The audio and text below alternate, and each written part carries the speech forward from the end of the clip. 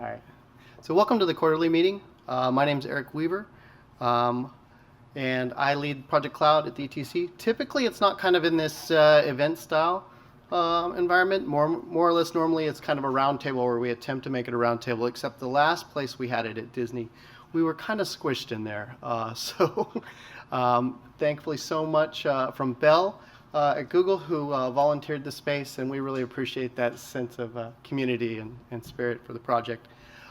Today on the agenda, I'm going to start off with Exabytes and beyond, understanding kind of the coming transformation. Guillaume will also be speaking next on federation and identity management and some of the other work they've done with Luna, I can't talk today, Luna. And Josh Colden will be then up to talk about a little bit about the framework and the asset identification system in C4 that we're working on. We'll eventually be rolling a white paper out, hopefully later this week on. Chris Chen of Prime Focus will talk about string. And Abby will be talking about the next up-and-coming R&D short film that we're working on. So why are we here? The mission, basically, of the ETC is to kind of unite the studios and the technology companies. Bring senior leaders, both sides of the fence, together. And that's really what we are doing. So what is the transition that we've been seeing? And I'm sorry if a couple of you have seen some of this presentation so far. A little bit of this, a couple of you in the room have. Is we've seen a transformation as we've gone from basically film to tape to file and now to network or cloud-based resources. And that's kind of the transition that we're seeing out there. I will post the NIST thing definition of cloud computing. However, I'm not going to get into reading that. It's just a little bit too laborious. All of these slides I will put up for if anybody wants to or want to look at them.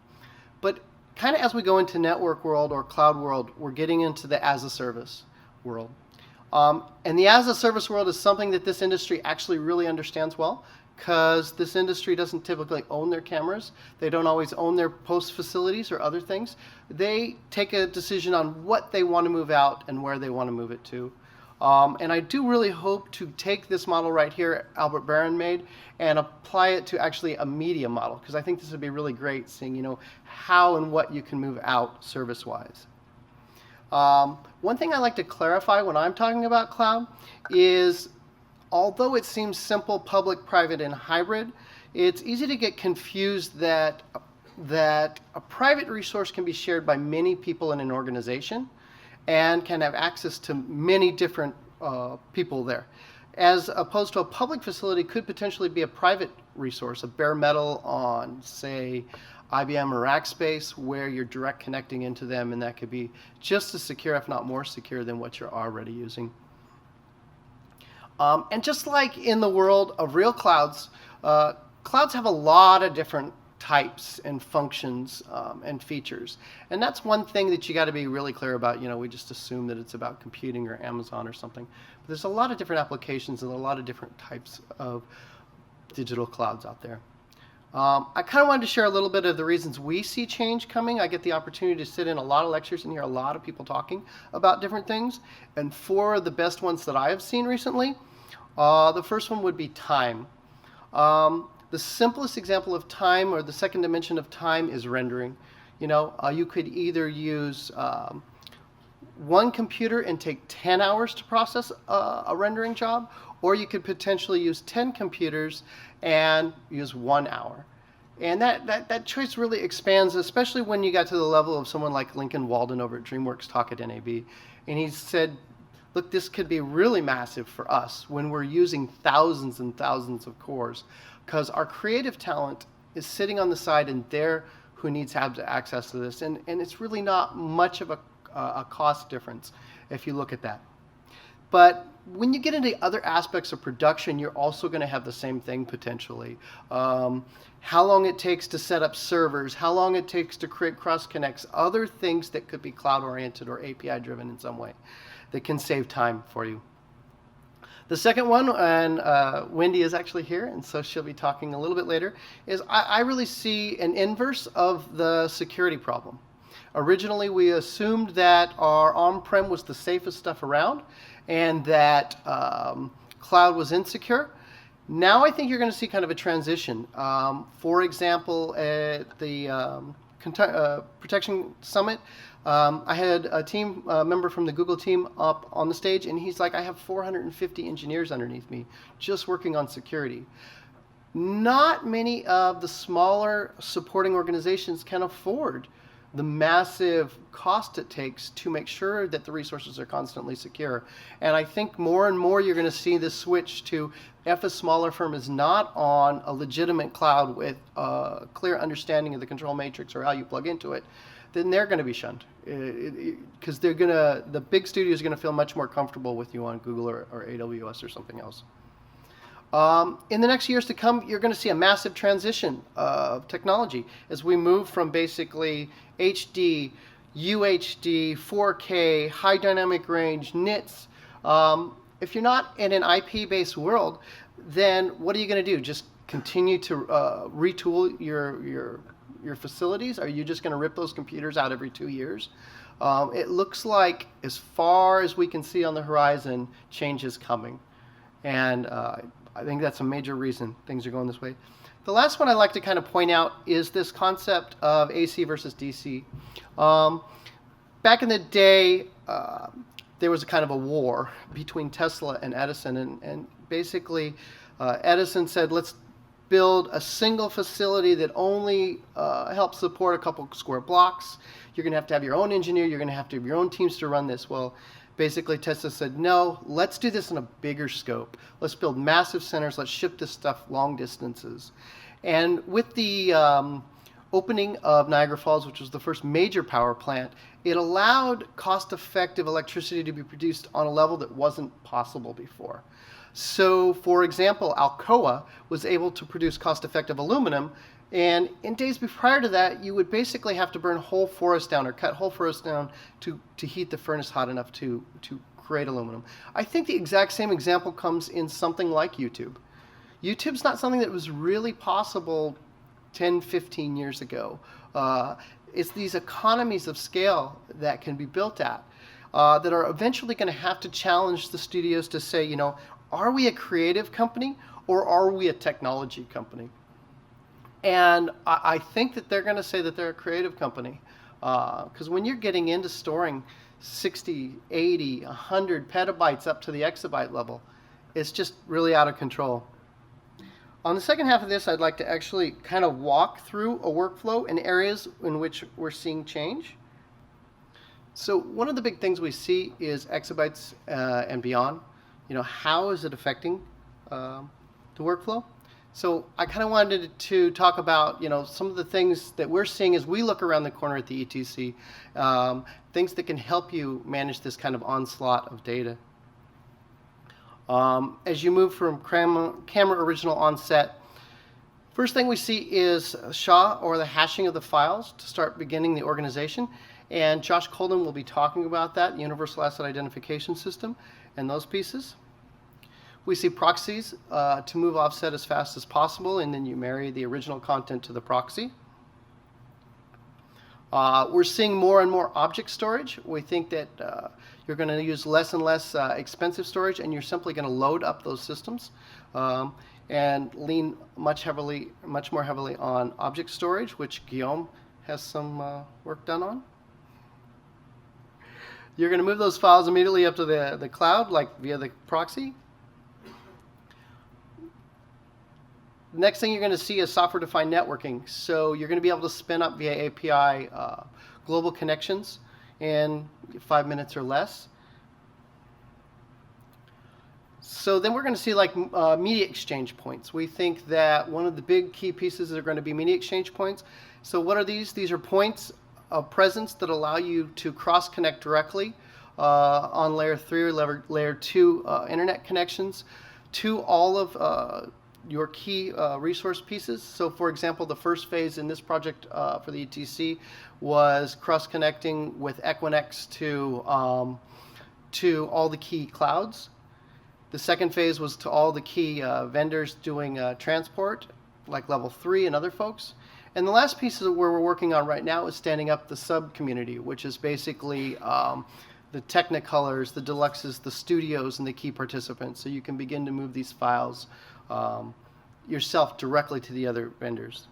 It's sub-millisecond latency so you could potentially do work off a cloud or transcoding processes off a cloud if you're co-located nearby. Again, it's direct connect, it's vendor neutral, and it has access to all the major points. Why is this really effective?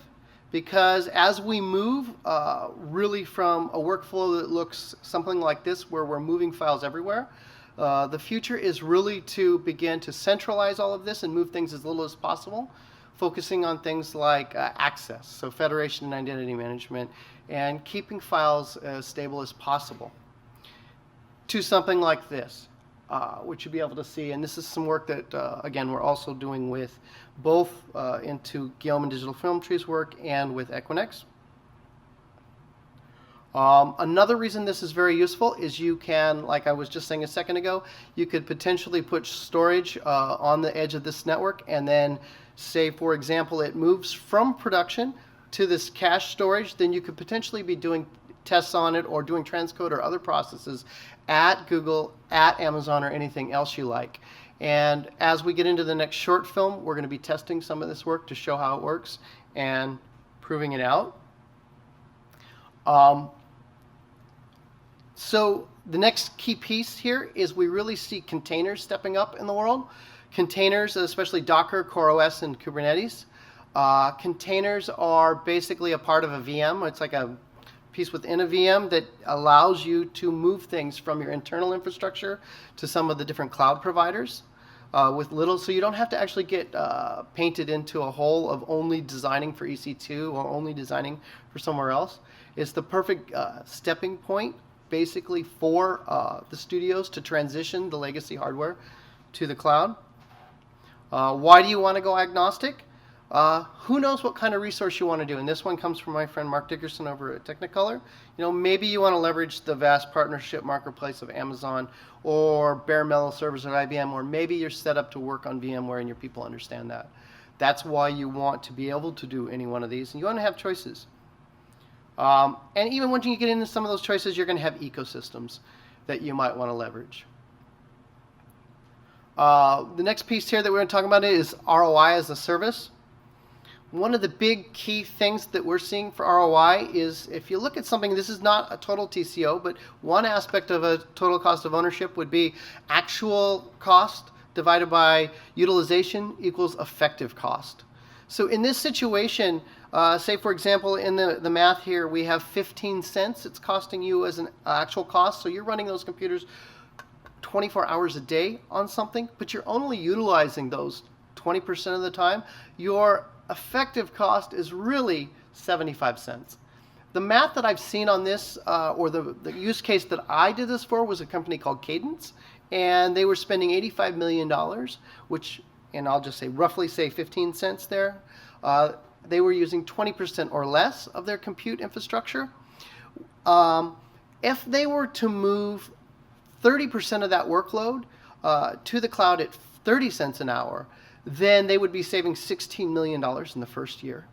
And that's all a roadmap. That's not like saying that you have to move everything, but you could just pick off pieces that you feel most comfortable to move. The other major thing is open source and OpenStack. Welcome Google to the family there. They've recently joined. We see a lot of really great things out there coming up.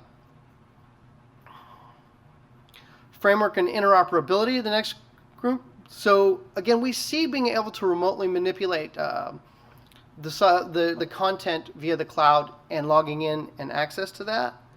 One of the major pieces that we're working on here at the ETC is a framework for how do you do interoperability. And so the future, as Leon Silverman defines it, is a snowflake workflow where you put things together.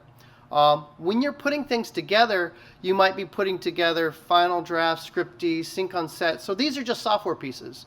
So you've got to be able to put these pieces together. But we see as the future moves forward, you're putting together multiple storage options, potential different cloud vendors for your compute and your process, and other pieces. There's a lot of things here.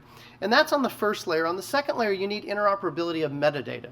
How are you passing some of these metadata pieces around between these different software pieces? Are you just going to repopulate every single piece when you go fill out all 15 different pieces of software. We found in Luna that that was a total pain. Let me just keep going through this. The next major thing is data, metadata, and semantics. This one comes from my wonderful friend Brian, and the growth of unstructured data is coming up on us. There is a massive growth of unstructured data, and how do we get our hands on this? This is one of the pieces that we're going to be looking at the next R&D short film. And even within that, there's something called kind of a wicked problem. And a wicked problem is a problem that's exceptionally hard to solve. And I think that the wicked problem here is metadata.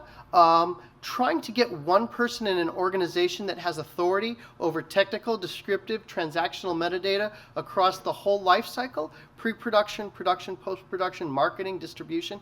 There's not really somebody that says, I'm in charge of that. You will all choose the fields I want, and I'm going to dictate that down to you.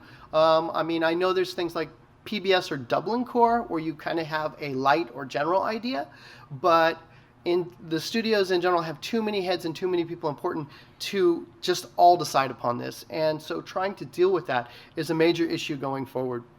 One of the aspects of the project we did in the one before on Luna was apply the universal asset identification piece to that to begin to sort through some of that data.